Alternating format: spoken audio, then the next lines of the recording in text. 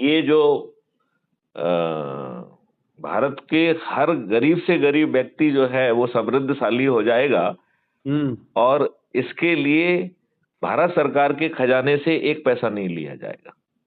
हम्म। मतलब अच्छा। 5 साल में हम अपने किसी भी देशवासी से टैक्स नहीं लेंगे। हजारों अच्छा। किलोमीटर रोड बनेंगे और हम्म। उसमें जो है टोल नहीं लगेगा। अच्छा। और या टोल मेंटेनेंस के लिए यदि बहुत नॉमिनल 10 पैसे 50 पैसे टाइप का लगेगा भी तो भी कोई बहुत बड़ी बात नहीं है, जी। लेकिन उसके निर्माण में जो खर्च आया हम्म वो उसे राष्ट्रीय संपदा माना जाएगा। तो चाहे आप बड़ा विश्वविद्यालय बना रहे हो, चाहे बड़ी इंडस्ट्री डाल रहे हो, चाहे हम्म आप जो है रोड बना रहे हो, डैम बना रहे हो, या हम्म जो है हॉस्पिटल्स बना रहे हो, क्योंकि वो हॉस्पिटल्स भी सैकड़ों एकड़ों में फैलेंगे और हम्म हर विभाग का जो है ना उसमें वो रहेगा, तो सभी तरह पैथियां उसमें रहेंगी।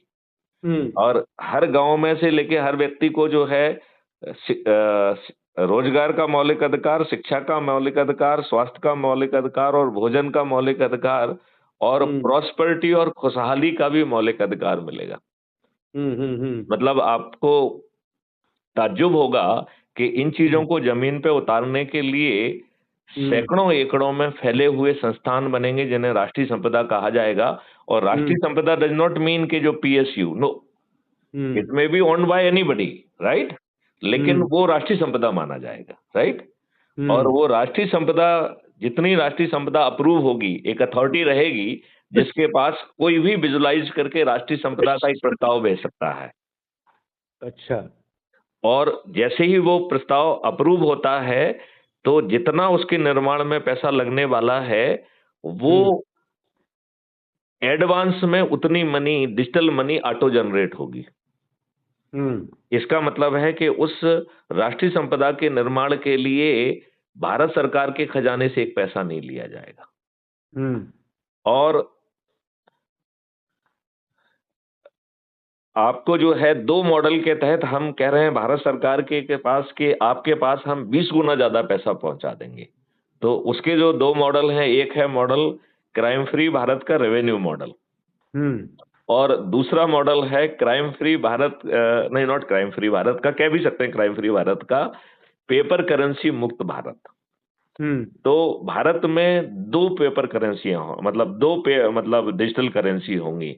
एक हम्म रुपी होगी जिससे कि आज जो लोग आज रुपए से जुड़े हुए हैं उनको नोशनल सेटिस्फेक्शन मिले। हम्म और दूसरी जो है भारत विकास निधि होगी, हम्म राइट। अभी तो जो है ना, हम जो paper currency, being you are a IRS officer, you understand it very well, कि हम्म आज हम नोट को जो छाप रहे हैं उसका कोई मानक ही नहीं है। हम्म देखिए, पहले आरबीआई में हम हम्म जितना नोट छापते थे उसके इक्विवेलेंट गोल्ड जमा करते थे, राइट। हम्म आज नोट छापने की क्या पद्धति है कि जितने का आपने बजट बनाया, जितना आपको टैक्स से मिल गया, जितना और कहीं से भी आपने लोन में, डिवेंचर में, कहीं से भी आपने जो है ना बॉन्ड जारी करके जितना पैसा आपने कबाड़ लिया, आईएमएफ से, वेस्ट बंगाल से, जहां से भी जितना पैसा कबाड़ा है, हम्म अच्छा, तो जो बचा हुआ गैप है वो हम पेपर करेंसी छाप के पूरा करते हैं। यही तरीका हम्म। है ना आज का। हाँ, सही है। तो जो पेपर करेंसी हम छाप रहे हैं उसका तो कोई मानक ही नहीं है। हम्म यहां पर हम जो राष्ट्रीय संपदा का निर्माण करेंगे वो तो ठोस रूप में क्रिएट हो रही है। हम्म तो उसके आधार पर जो हम भारत विकास निधि निर्मित कर रहे हैं, और एक भारत विकास निधि 1.1 रुपए के बराबर होगी। लिहाजा हम्म भारत विकास निधि से जो भी चीज आप खरीदेंगे वो 10% का डिस्काउंट आपको ऑलरेडी मिल गया उसमें। हम्म एंड जो भारत विकास निधि है, it is on solid footing then रुपए, हम्म क्योंकि रुपए तो एक नोशनल है। हम्म यू आर जस्ट छाप रहे हैं गैप के लिए, क्योंकि आपको छापने का अधिकार आपने ले लिया है और उसके हम्म मानक में आपको जमा नहीं कर रहे हैं। So it is hmm creating inflation. Hmm जबकि आप जो भारत विकास निधि क्रिएट कर रहे हैं उसमें हम्म राष्ट्रीय संपदा का निर्माण कर रहे हैं, और जो जो उसमें कंट्रीब्यूट कर रहे हैं उसको वो मनी फ्लो बैक होगी, हम्म राइट। तो हम्म इस, और जो हमने 5 मौलिक अधिकारों की बात कही है, ये उन लोगों को भी मिलेंगे जिनके खीसे में एक पैसा नहीं है और कोई भी चीज मुफ्त में नहीं मिलेगी। मतलब है ना गजब सा कॉन्ट्राडिक्शन आपको लगेगा कि साहब खीसे में पैसे नहीं और कह रहे हैं कि पैसे बिना पैसे के मिलेगी नहीं और उसको भी मिलेगी जिसके खीसे में पैसे नहीं है। तो इस चीज को जमीन पे उतारने के लिए हमने हर भारतीय के लिए दो जो है अकाउंट की व्यवस्था की है। एक जो अभी नॉर्मल अकाउंट है इसे हम अर्निंग अकाउंट कहेंगे। इसे आप सेविंग अकाउंट कहते हैं, सेविंग अकाउंट का नाम बदल के अर्निंग अकाउंट हो जाएगा। मतलब जो आप अर्न करेंगे वो इस अकाउंट में आएगा। अच्छा, अब यदि आपके अर्निंग अकाउंट में पैसा नहीं है और ये जो 5 मौलिक अधिकार हैं, इसके लिए आप जो कुछ भी चाहेंगे वो आपको आपके अकाउंट में पैसा ना होने के बावजूद भी आपके कल्पवृक्ष अकाउंट से उतना पैसा ऑटो स्वाप से मिल जाएगा। राइट? और जब आप कमाएंगे तो वो अपने आप जो है ना पट जाएगा। मतलब ना पैसा आने के लिए आपसे पूछा जाएगा और ना ही जो है पैसा वापसी के बारे में पूछा जाएगा। राइट? मतलब पैसा भी आपको एकदम ऑटो ही मिलेगा, आपको कहीं आवेदन नहीं लगाना है। अच्छा, अब एक यदि उपस्थिति अपन एक ये मान लें कि आप पैसा नहीं पटा पा रहे हैं, एक हाइपोथेटिकल सिचुएशन ये हो सकती है कि आपको पैसा तो मिलता जा रहा है, तो आप कुछ कमाने में आपकी रुचि नहीं है, क्यों आपकी सभी आवश्यकताएं पूरी हो रही हैं, ठीक है ना? तो एक संभावना ये बनती है कि सामने वाला निकम्मा हो जाए और वो कहे कि हमें तो कुछ नहीं कमाना है, राइट? कल्पवृक्ष अकाउंट मिल गया है, अब क्या प्रॉब्लम है, ठीक है? तो उस केस में जो है सिस्टम अपने एक्सपर्ट्स के साथ उस व्यक्ति के पास पहुंचेगा। अज्यूम करिए कि मैथिली शरणगुप्त कुछ नहीं कमा पा रहे हैं, तो सिस्टम मैथिली शरणगुप्त के पास आएगा अपने एक्सपर्ट्स को लेके और आने के पहले मुझसे कन्वीनियंस पूछेगा कि मैथिली शरण जी, मैं आपके पास आके कुछ समझना चाहता हूं, आप मुझे कब समय दे रहे हैं? तो आज ऐसे मान लो जो पैसा नहीं पटा पाता है उसको नोटिस मिलता है कि हम आपके जमा मकान को कुर्की करा लेंगे। इसमें उल्टा हो रहा है, सिस्टम अपने एक्सपर्ट के साथ आपके पास पहुंच रहा है और कह रहा है कि भाई साहब अब आप मुझे समय दो, मैं आपके पास पहुंचूंगा और आपसे बात करना चाहता हूं, आपको समझना चाहता हूं, आपको समृद्ध बनाना है, ठीक है ना? अब वो मैथिली शरणगुप्त के पास पहुंचा और मैथिली शरणगुप्त से पूछ रहा है कि भैया आपकी शिक्षा क्या है, एजुकेशन क्या है, हुनर क्या है, क्या बनना चाहते हो आप, आज क्या बनना चाहते हो, आज से 15 साल क्या बनना चाहते हो, what could be your career progression, right? फिर वो आइडेंटिफाई करेगा कि आपको क्या शिक्षा की जरूरत है, क्या ट्रेनिंग की जरूरत है, क्या टूल्स की जरूरत है, क्या इक्विपमेंट की जरूरत है। और वो केवल आपको टूल्स और इक्विपमेंट नहीं देगा बल्कि उसमें आपको एक्सेल करा के और उसके लिए जो भी ट्रेनिंग अभ्यास कराना है वो कराएगा और कोई भी चीज मुफ्त में नहीं होगी, आपके कल्पवृक्ष अकाउंट से वो पैसा आता जाएगा। इसके बाद आपको राष्ट्रीय संपदा के निर्माण में भेज दिया जाएगा, आपकी टीम को जो भी है। तो राष्ट्रीय संपदा के निर्माण में 3 चीजों की जरूरत है। एक तो धन की जरूरत है, जो मैंने आपको बताया कहां से आएगा, ठीक है ना?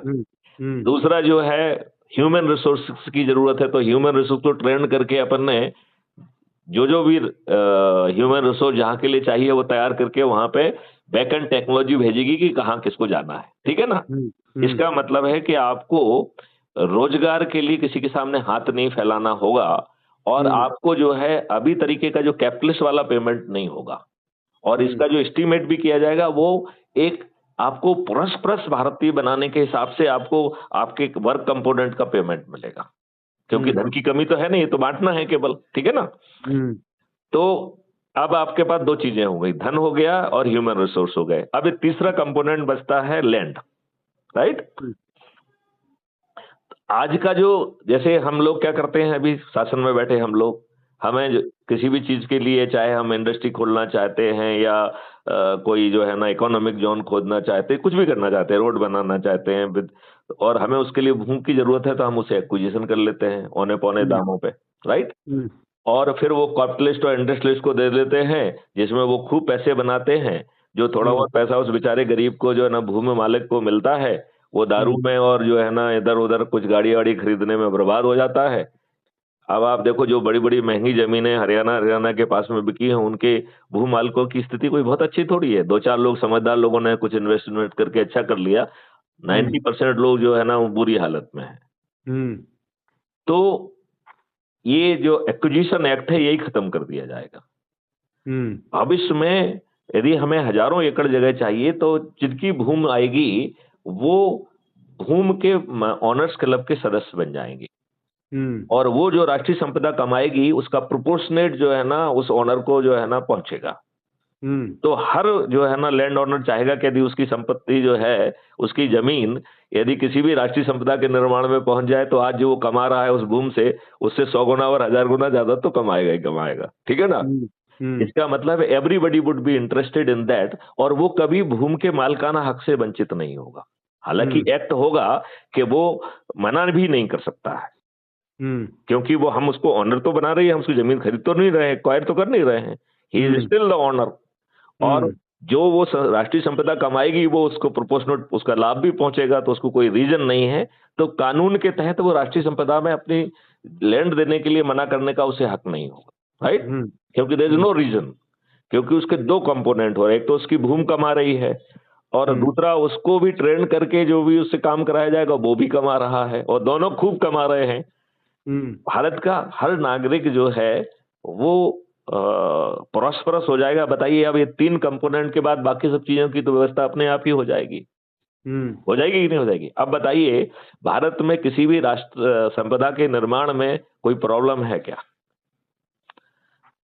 अब अपन एक दूसरे डायमेंशंस को देखते हैं जिससे हम और आप दोनों गुजरे हैं।